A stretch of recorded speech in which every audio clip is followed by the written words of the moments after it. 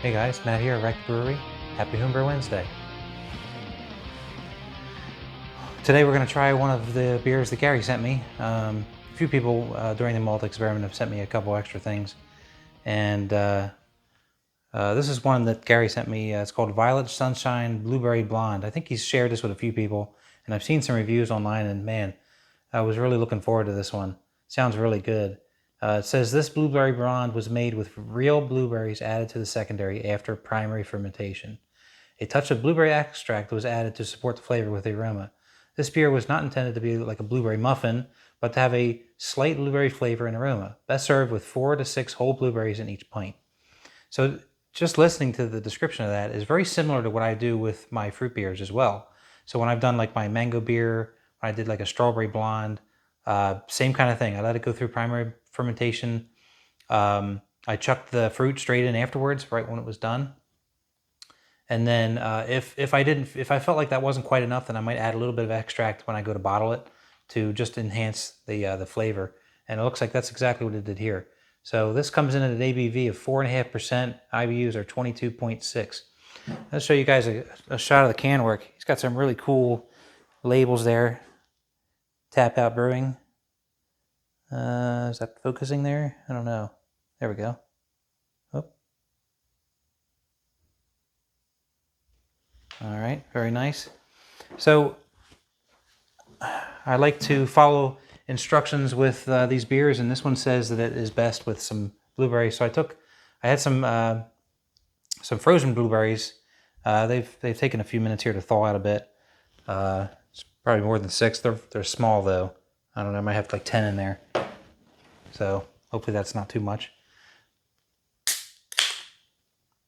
Oh yeah, look at that. Right to the top, Gary. But you did good though, man. It's not like so much so that it's popped out of there. Let's go ahead and get this into a glass. Oh hey. Maybe I should have gone a bit slower.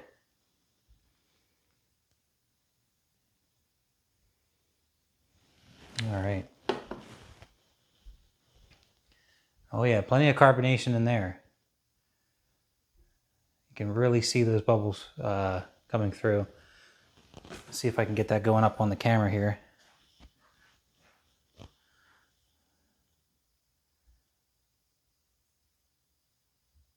Yeah, I think that comes through. But yeah, so we'll give that maybe a minute to settle down while we chat about a couple of things. Oh, looks like I might have gotten a strawberry in there. Looks like there's a little half of a strawberry. All right. Well, hopefully that doesn't change the presentation here too much, Gary. We'll give that a minute to settle down. And while it does that, I just want to talk a little bit about the Malt Experiment. So, let's see. As of an hour ago, the latest that I know is so everything was delivered today except for Nate's. Unfortunately, I don't know what's going on there. That makes no sense whatsoever. They were all sent at the same time, and he's actually the closest to me. So it's really interesting how the closest to me is taking the longest to receive. I don't get that. I mean, it's all up the East Coast, fortunately, so everything was a 2-day delivery. But you have all the way from Connecticut. We have folks in New York. We have Gary in Florida. You got the whole East Coast there covered. Everyone's got their stuff this afternoon time frame. I don't know what's up, Nate. I hope that you get it soon. I really do, because I think everyone is probably going to dive into these pretty quickly. I know mine's been chilling here for a few days. I waited until, just to be fair with everybody else, I tried to be as fair as I could with this. I know most of you probably don't even care, if any. But I had everything sitting in the ferment chamber at a 55 degree temperature until I shipped it. That way I made sure that everything was, at a reasonable temperature, chilled a little bit, not going to have any issues there, because it was going to be in the heat for a couple of days. So I thought that might help preserve some of the freshness there. And I left mine in there intentionally until today, when everybody was supposed to get it. So now everything is chilling. I'll probably start reviewing pretty soon. Let's go ahead and top this guy off, I think, and then we'll get into it. Yeah, that all fits. I know Gary bottles off the keg, so there's no issues there. But yeah, I think we all look forward to trying out this malt experiment. I know I certainly have been drooling over what's there in the fridge, and I will be trying them out here very, very shortly. So this is a blonde ale. So you definitely get that. I definitely get that nice, clean blonde ale aroma from it. I am getting some blueberries. Now it could be the beer itself. It could be the fact that I added the blueberries in there. It's definitely gotten a little bit cloudy now. Actually, it's kind of interesting how that works. It was mostly clear before I put or as I was filling it. I noticed that, so it's kind of clouded out some now that the blueberries are, I guess, dissolving some in there. And it's got a nice head on it. It's not going anywhere. Nice small bubbles on it. Very white in color. And actually some of the particles of the blueberry are floating on the top of that. Hard to say if that's actually from what's in the beer itself or if that came from the blueberries I added. Doesn't matter to me. It's got real fruit in it, and that's cool. It's got some nice lacing there too. Like as I kind of move it around the glass, it's hanging on for dear life. It's not going anywhere. And like I said before, it's got really, really nice carbonation. Hopefully it's not overcarbed. I mean, it looks really, really carbonated. It's got that upside down snowstorm kind of blizzard effect going on in there. And yeah, very inviting. You know, definitely get that blueberry in the aroma. So let's go ahead and give it a taste. Cheers, Gary. Thank you.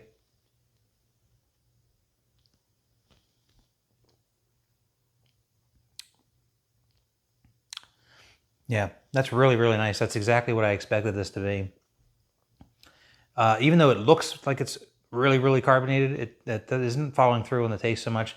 You get a little bit of the bubbles in the mouth, I guess, from having that higher carbonation level, but it doesn't taste overpowered at all, and it's certainly not, because normally when you have an overcarbed beer, it is carbonated though, but when you have an overcarbonated beer, it kind of takes away from the taste.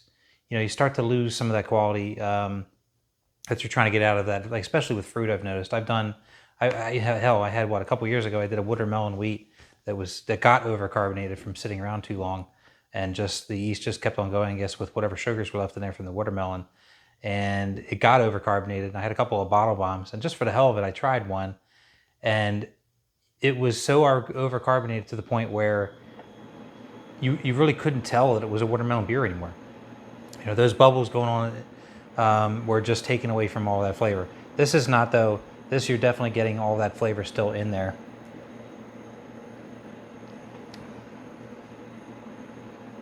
And having the blueberries in there is a nice addition.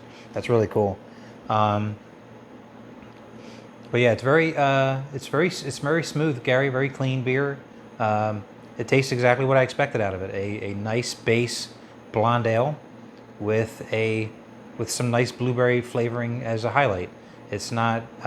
It's like you said. It's not a blueberry. I think you said blueberry muffin. Yeah, not supposed to be a blueberry muffin, but a slight blueberry flavor and aroma. You achieved that, man. You got exactly that. You know that the blueberry's there, but it's not smacking you upside the head. It's not too much at all. It's a really, really nice balance. A very nice compliment to this blonde ale recipe. If you feel like sharing, I wouldn't mind taking a look at it, because I've done a couple of blonde ales before, and I'd be interested to see what you do in your recipe versus what I've done for my blonde ales, because this is terrific.